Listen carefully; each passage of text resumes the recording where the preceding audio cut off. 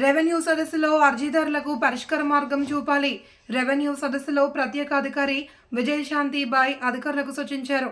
Resurvey భూముల రికార్డులు పక్కాగా ఉండాలి అని సర్వేలకు తెలిపారు.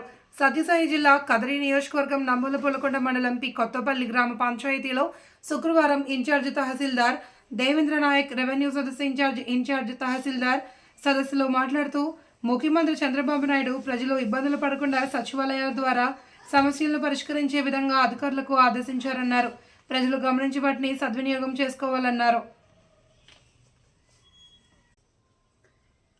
ఈ సదస్సుకు ప్రత్యేక అధికారి విజయశాంతిబాయ్ పాల్గొని రైతుల సమస్యల పరిష్కారం కోసం సంబంధిత అధికారులకు పలు సూచనలు ఇచ్చారు.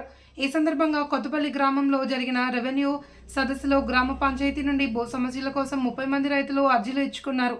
వాటిని పూర్తి స్థాయిలో పరిశీలించి పరిష్కారానికి చొరవ చూపుతాము అని ఇన్ఛార్జ్ తహసీల్దార్ దేవేంద్ర నాయక్ తెలిపారు. ఈ సదస్సులో ఆర్ఐ, విఆర్ఓలు, విఆర్ఏలు, రైతులు పాల్గొన్నారు.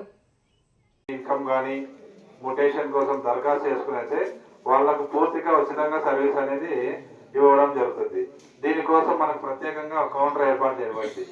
మనకు దాంట్లో మీరు మీ అర్జీతో పాటు మీ సమస్యని క్లియర్గా రాసి ఆధార్ నంబరు, మీ ఫోన్ నంబర్ జతపరిస్తే మీకంటూ మెసేజ్ కూడా వస్తుంది. ఈ సమస్య ఎందుకోసం నమోదు చేయబడింది, ఎప్పుడు పరిష్కారం అవుతుంది అనేది కూడా మీకు మెసేజ్ రూపంలో వస్తుంది.